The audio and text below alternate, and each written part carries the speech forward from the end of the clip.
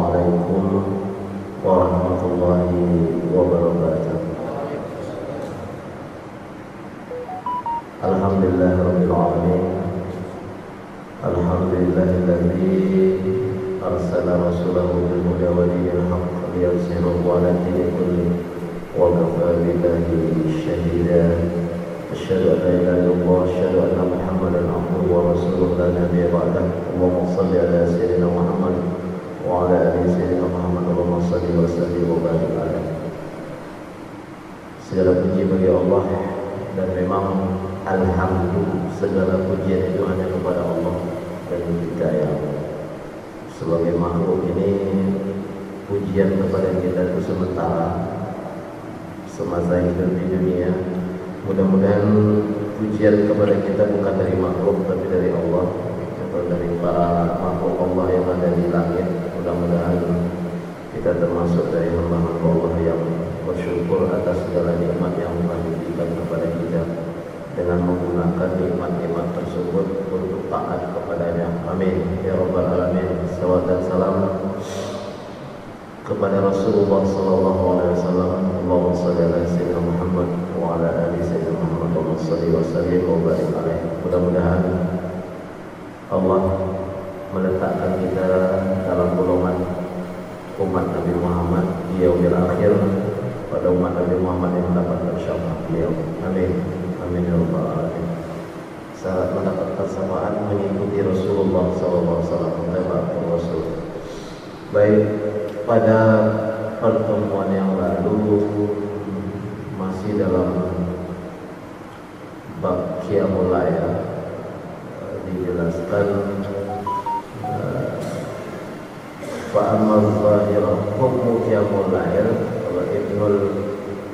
Ibnu Abdul Bar mengatakan saz ba'da tabi'in fa'ujan Qiyamul Lail walau qadara al-isya والذين عليه جماعة العلماء عنهم مندوب إليه ونقل الترمذي عن الإسحاق بن رافع إنما قيام الليل على أسباب القرآن ولا يخص ما نقل على الحسن وهو أقرب وليس فيه تصريح بالوجوب أيضا.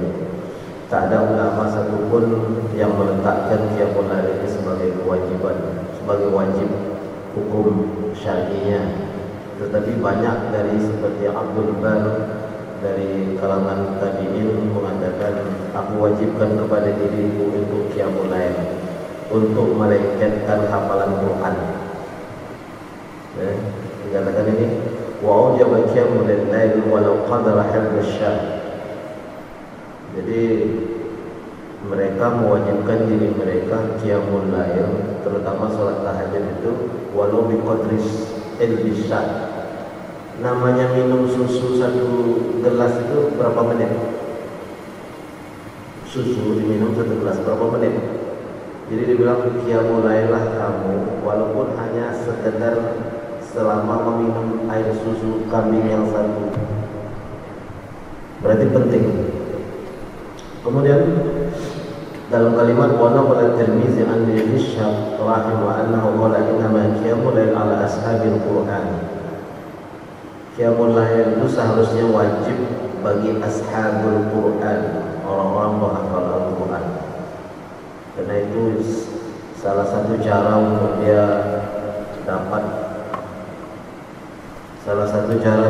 untuk dapat apa namanya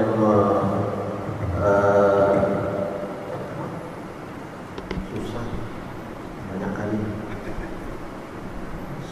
Selama dia masih bisa melakukan menghafal Al-Quran itu, maka dia harus untuk tempelan Quran itu mengulanginya itu dengan qiyamul lail.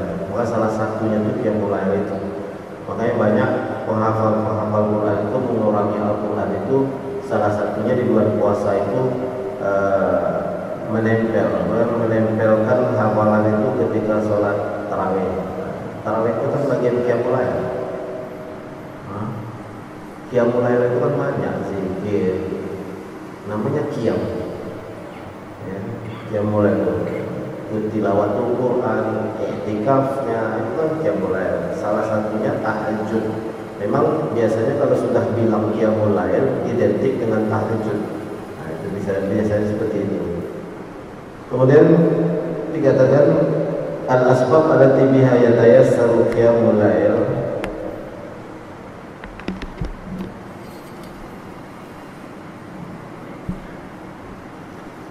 Al-asbab allati biha yatayassaru qiyamul lail. I'lam anna qiyamul lail 'asir 'ala al-qalbi illa man wafaqa Allah 'ala qiyamul lail. Ini berulang-ulang dikatakan.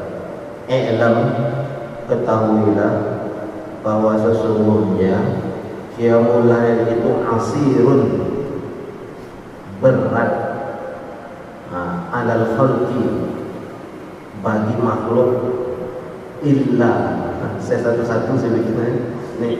Ahmad Farid mengatakan i'lam, ketahuilah bahwa sesungguhnya qiyamul lail asirun, sangat berat, alal khalqi, atas hamba atau atas makhluk, kecuali man wafaqahullah, kecuali yang Allah mempersetujukan dia untuk qiyamul lail. Jadi orang yang bangun malam itu persetujuannya Allah. Jangan main-main dengan orang yang qiyamul lail, habis kita. Ya. Wafaqahullah illa man wafaqahullah azza wa jalla lil qiyam. Wal al-asbab al-maisarah lahu az-zahira wal batinah sab'ah. Apa sebab-sebab dia agar qiyamul lail itu biar tidak berat? Pertama, secara zahir, alla yaksurul aql, jangan banyak makan. Kalau sudah banyak makan pasti banyak minum. Maka kalau banyak minum banyak tidur. Itu pertama. Kedua, alla yat'ab nafsahu bin nahar, jangan mempercapek dirinya pada siang hari untuk amal dunia yang tak jelas. Ta'ban bihal jawarih wa tud'ifu bihal aqsar fa inna zalika aidan mujribu lin naum. Karena keletihan siang itu akan menjadikan kita enak tidur dan tak bangun malam. Ketiga, alla yatrukul qailulah bin nahar, walaupun sedikit menjelang zuhur itu tidur. Qailulah itu menjelang zuhur. Antara zuhur dengan asar tak apa juga. Habis asar air. Tidur habis asar itu penyakit. Apalagi menjelang maghrib. Kecuali memang tak tidur sama sekali, pulang waktu asar aja. Itu pun bikin masalah nanti kalau maghrib.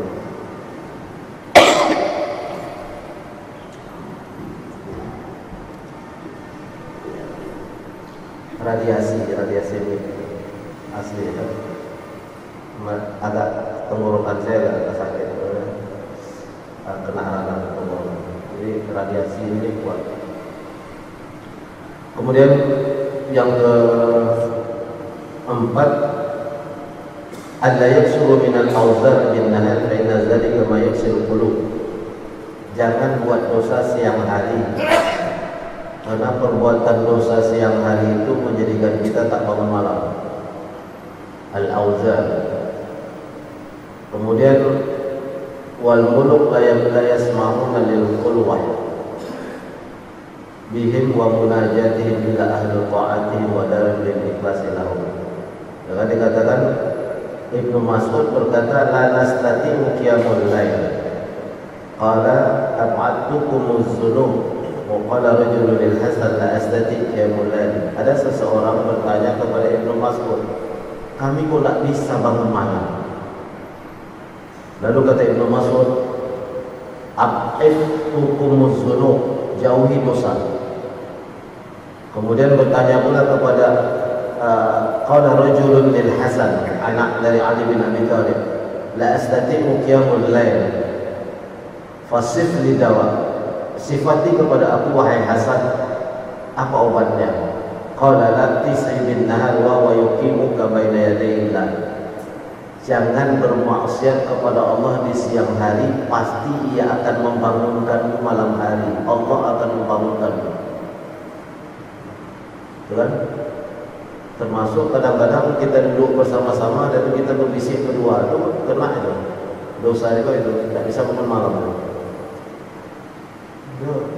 Karena tidak boleh kita tajassas Kita kelompok duduk di kafe, tentu bisik berdua, nggak bisa. Kalau mau bisik panggil dia pergi jauh. Karena orang yang ramai ini akan tersinggung dengan bisikan kita. Kita kan nggak tahu. Nah, itu kalau di kafe-kafe banyak gitu kan. Datang kawan, sini panggil bawa, boleh. Nggak boleh bisik-bisik berdua itu. Tapi kalau kita berdua saja bisiknya berdua, kan? Nggak masalah. Nanti dengan kawan-kawan duduk ngobrol, aduh bisik-bisik berdua.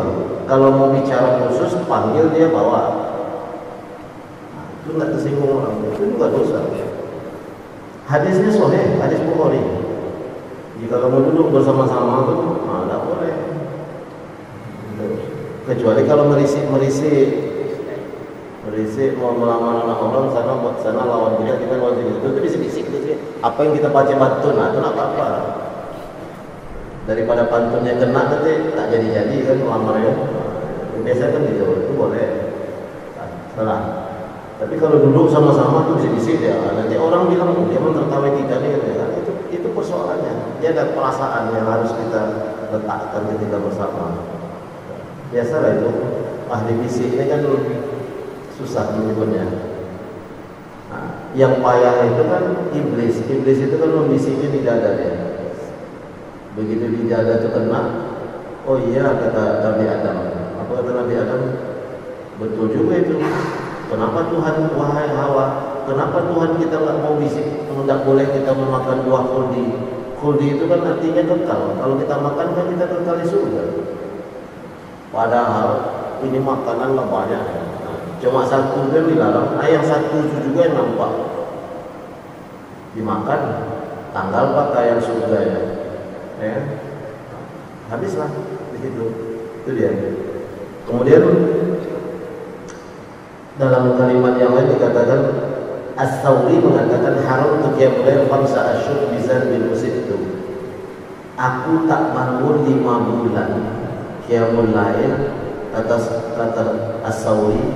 Tapi saya tak tahu apakah sopan Sawri, tapi As-Sawri saja dikira qala At-Tawri haram untuk qiyamul lail. Aku tak bisa bangun malam selama 5 bulan disebabkan aku berdosa. 5 bulan risau ya, awal bertahun tak risau. Wa kana al-Hasan rahimahullah idza dakhala as-suq fa sami'a li ghaddihim wa yaqulu azunnu anna al-layl aw la layl as-suq. Hasan anak Ali bin Abi Thalib, cucu Rasulullah, ketika masuk pasar ditengoknya orang burung-burung di pasar itu, apa dikatakan? Orang-orang ini malam ini akan mendapatkan malam yang buruk baginya. Malam buruk baginya itu karena tidak bangun malam. Begitu orang-orang dulu itu, kalau tak bangun malam itu buruk malamnya. Awal bertahun-tahun selangor ya, bahasa Melayu itu selangor ya. Ada itu minta pula nanti jabatan paling tinggi ya, mana pula dikasih Allah. Cari backing sana, backing sini, backing sana, backing sini. Nah, bikin cara yang tak betul. Macam mana hidup itu mau tenang? Ya. Hidup itu serata mustaqim aja lah.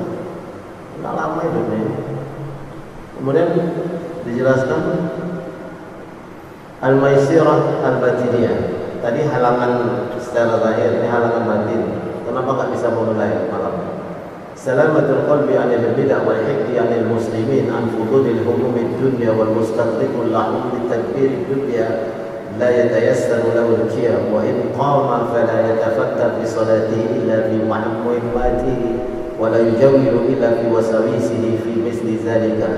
Jadi dikatakan untuk bangun malam itu secara batin salamatul qalb, hati itu bersih, anil bidah, perbuatan bid'ah, wal hikdi, perbuatan dengki sesama muslim. Wah, ini berat. Jadi, kalaupun dia bangun, isi solatnya tak sempurna, karena dia mengingat dendamnya. Nah itu dia. Kedua, khawfun ghalibun yalzimul qalbi ma'a qasr al-amal. Yang pertama tadi, apa sebab itu terjadi al-hiddu, dengki sesama muslimin, saling menjatuhkan. Kenapa? Mustarriqunan hammu bitadbir dunya. hanyut dengan pernak-pernik dunia, hanyut dengan pernak-pernik dunia, berkelahi tentang jabatan ini, jabatan itu, habis dia dengan masalah itu. Akhirnya bangun malam itu pun tidak lagi. Kemudian yang kedua, khauful ghalibun yazimul qalbi ma'a qaslil amal, fa innal 'abdu idza tafakkara fi darakati jahannam wa ahwalil akhirah tara nawmi. Jadi takut, namanya dikatakan khauful ghalib yazimul qalbi, rasa takut yang berlebihan di hati untuk tidak mendapatkan kedudukan dunia ini juga membuat orang hatinya itu kotor, dia susah untuk bangun malam. Itu yang disebut di sini. Hanya dua itu. Jadi intinya secara batin hati terus bersih. Karena Allah tak akan membangunkan hati orang-orang yang kotor dengan dendam, dengan dengki, tidak dibangunkan oleh Allah. Allah langsung membangunkan. Baik, asal fikirul lail. Bekas apa yang dibekaskan, yang ditinggalkan bekasnya oleh qiyamul lail ini. Qala Ibnu Munkadir, ma baqiya min al-lazzati dunya illa salasa. Ibnu Munkadir mengatakan, tidak ada kelezatan dunia ini yang tinggal kecuali tiga. Pertama, qiyamul lail. Kedua, pertemuan persaudaraan. Ketiga, salatul jamaah. Ini kita tidak membahas yang lain ya, ini tentang qiyamul lail, utamanya qiyamul lail itu. Jadi kata beliau, seandainya tak ada qiyamul lail lagi di dunia ini, tidak ada pertemuan persaudaraan seperti kita sekarang ya. Dan apa yang dilakukan oleh kawan-kawan yang jamaah-jamaah, jamaah tabligh, ikhwanul muslimin, itu kan persaudaraan, pertemuan persaudaraan. Kita dah lama nggak ketemu, rindu. Dan itu yang ketiga, tidak ada lagi sholat jamaah. Aku tak ingin hidup di dunia ini. Nah, itu kalau orang beriman begitu dia. Wa qala Abu Sulaiman ahlul lail fi lailihim alazzu min ahli lahwi fi lahwihim. Abu Sulaiman mengatakan, orang-orang yang ahli bangun malam itu akan merasa lebih lezat malam bangunnya itu daripada orang-orang yang begajul, lahun, bermain-main dengan bermaksiat di dunia dengan maksiatnya. Sesungguhnya kelezatan seseorang yang bangun malam itu lebih lezat daripada lezatnya orang-orang yang sedang bermaksiat dan hanyut dengan dunia ini. Itu Abu Sulaiman. Ibnu Mas'ud, "Iza hadatul uyun qama fa yasma'u lahu dawa kadal nahli ala ma yasbah." Aku jika bangun malam, aku tak akan pernah tidur lagi sampai selesai sholat duha. Nah, itu kata Ibnu Mas'ud, aku bangun malam, itu tak akan pernah tidur lagi sampai aku selesai sholat duha. Itu Ibnu Mas'ud. Nah, itu dulu. Saya baca sedikit, tidak apa-apa pindah buku, tapi ini ada hubungannya. Ini tahzib, dijelaskan dalam buku ini begini.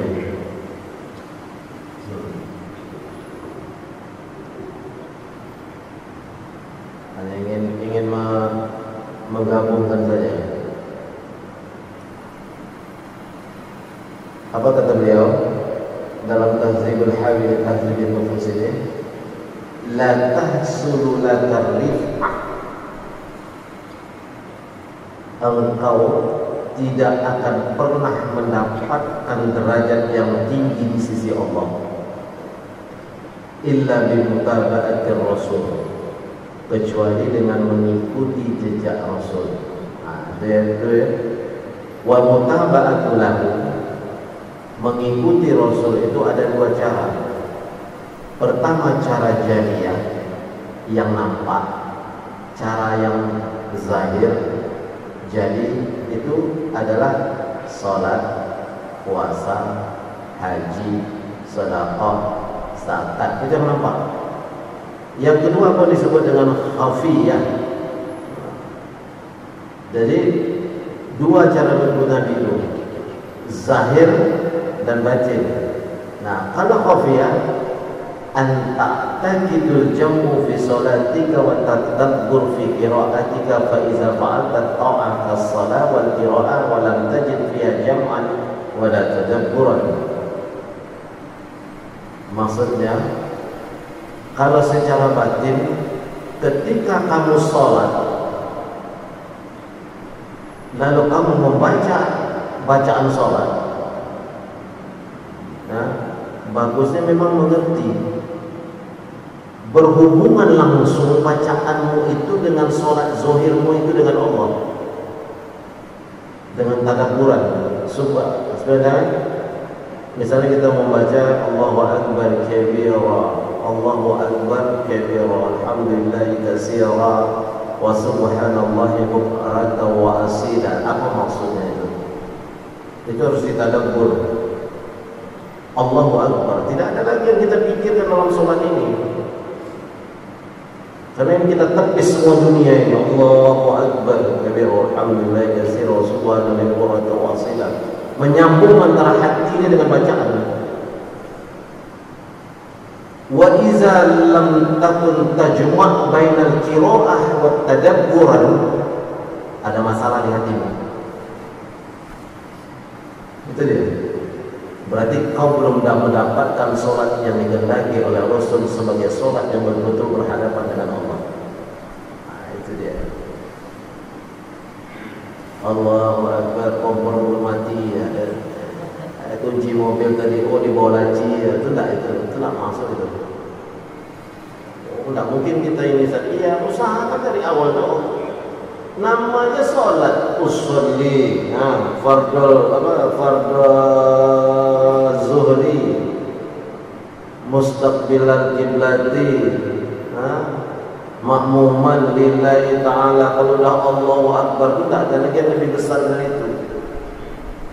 Baca itu alhamdulillah, itu segala puji itu bagi Allah, tak ada pujian yang lain. Batal Fatihah kita kalau kita puji makhluk lebih dari Allah.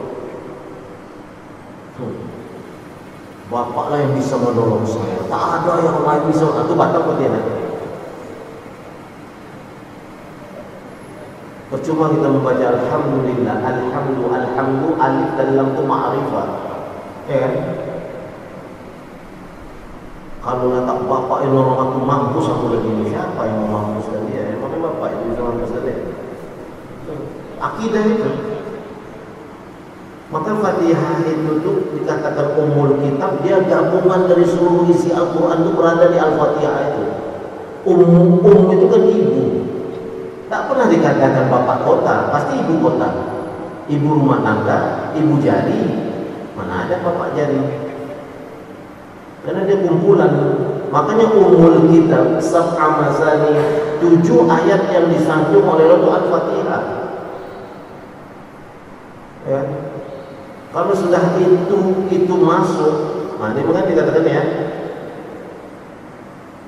anta ta'taqidal jam'u fi sholatika wa tadabbur fi qira'atika fa iza fa'alta ta'ata as-shalah wal qira'ah wa lam tajid fiha jam'an wa la tadabburan fa'lam anna bika maradan batinan. Jika kamu dalam sholat itu tidak mendapatkan bacaan dan qira'atan tadabbur dengan ketinggian Allah itu, berarti di batinmu ada penyakit, karena kamu telah menduakan kedudukan Allah itu. Tak menduakan dengan jabatanmu, tak menduakan dengan hartamu, tak menduakan dengan menantumu. Ini kalau nak menantu saya tak bisa, saya punya rumah sebesar ini. Iya, memangnya menantunya Tuhan. Kita kadang-kadang begitu kalimat-kalimatnya, tanpa disadari, tapi kita sudah memproroti kekuasaan Allah. Padahal dia itu diberi dicabut sikit dulu, mati begitu, ya. Digeser sama Allah, hilanglah jabatan, mengemis-kemis begitu. Barulah sujud tuh basah saja lalu, ya Allah, kenapa aku tak bisa. Banyak itu saya tengok kawan-kawan tuh, begitu tak ada job, tangannya begitu doang di masjid bersama Allah. Begitu dapat, tak nampak di masjid begitu. Begitu datang lagi nanti pemeriksaan, baca Qurannya lancang. Begitu udah habis pemeriksaan hilang deh. Itu manusia itu. Tak sadar dia kedudukannya seperti apa. Padahal nyawa tadi di genggaman Allah, jentik sedikit habis tuh. Dengan siapa dia membuat puasa? Al-Fatihah itu maknanya. Karena saya sekolahkan anak saya ke Amerika, dia bisa punya bikin rumah sakit besar ini. Memangnya Amerika itu menentukan anak bapak itu menjadi kerja? Enggak. Nah, itu. Persoalan kita ini itu sekarang dalam kehidupan ini. Ini. Nah, itu tadi dikatakan. Kenapa kita tidak mendapatkan tadabburan dan jamu antara bacaan dan apa yang kita baca itu tidak masuk di hati dalam sholat itu? Karena dikatakan dalam kalimat ini. Wa tadabburan fa'lam anna bika maradan batinan. Ingatlah jika itu tak bisa kamu kumpulkan, maka pada hatimu itu ada punya penyakit. Maka dikatakan di sini fa'lam anna bika maradan batinan. Macam apa penyakitnya diterangkan oleh Athaillah ini? Mungkin sombong, mungkin pelit, mungkin dengki, itu yang mengganggu itu. Antara bacaan dan pemahaman bacaan sholat itu tak dapat. Karena itu ya, kita lanjutkan lagi. Ahwalun nafsi wa muhasabati. Ittafaqas salikuna ila rabbihim azza wa jalla ala ikhtilafi turuqihim wa tabayyuni sulukihim ala anna nafsa qati'ah bainal qalbi wa bainal wusul ila rabb wa annahu la yadkhulu alaihi subhanahu wa ta'ala wa la yuwassilu ilaihi illa ba'da imad tadihi wa tarfaqa bi muqallabati wa sufuriya. Fa innan nas ala ismail. Manusia itu terbagi dua dalam ahwal nafsnya, keadaan dirinya ketika ia muhasabah. Pertama, qismun zafarat bihi nafsihi famalakat wa ahlakat wa sara tau'an allaha tahta awamiruha, wa qismun zafaru bi nufusihim faqarruhu wa sarat tau'an la munqadah li awamirihim. Yang pertama, manusia yang tunduk dengan dirinya, berarti tunduk dengan hawa nafsunya, dia ikuti. Yang kedua, manusia yang zafar, mendapat keberuntungan, dia lawan hawa nafsunya, dia selalu berada pada ketaatan Allah. Dua saja manusia. Kenapa di Quran 3 Ustaz? Ya, munafik itu termasuk yang tidak taat. Kan selalu kita bilang, umat Islam ini kuat. Umat Islam ini kalah bukan karena hebatnya musuh yang melawan dia, tapi karena adanya pengkhianatan di dalamnya. Kenapa kita bisa dijajah 350 tahun oleh Belanda? Karena banyaknya hidung-hidung besek yang jadi Belanda. Jadi opsir Belanda dia yang tukang laporkan ulama-ulama itu lari kemana. Dia dapat harta dari Belanda. Orang yang seperti itu hidup hari ini kan masih ada juga. Bukan tak ada itu sampai hari kiamat. Jadi opsir dia. Makanya sekali lagi, umat Islam itu kalah dengan musuh itu bukan karena hebatnya musuh melawan Islam, umat Islam, tapi karena adanya pengkhianatan di dalam umat Islam yang tak tahan hidup susah, diambil upeti dari musuh, dikasih rahasia umat Islam, makanya kalah. Contohnya apa? Contohnya pada Rasulullah. Berapa orang yang ditegakkan di Jabal Romah? Jabal Romah itu namanya bukit tempat pemanah yang ada di Jabal Uhud. Tegak sini, jangan turun sampai betul-betul menang. Begitu dipanah dari atas, berlarian orang kafir, tinggal harta bendanya, turun. Khalid bin Walid waktu itu masih orang apa? Masih orang apa namanya? Masih orang kafir. Berbalik dia ke belakang, naik dari belakang tentara Khalid. Dipanahlah orang-orang Muslim yang tadi mengambil harta benda dunia itu, mati konyol di situ, mati dengan merebut itu tuh kan. Kalah. Rasulullah sendiri pelepis dengan lututnya itu luka.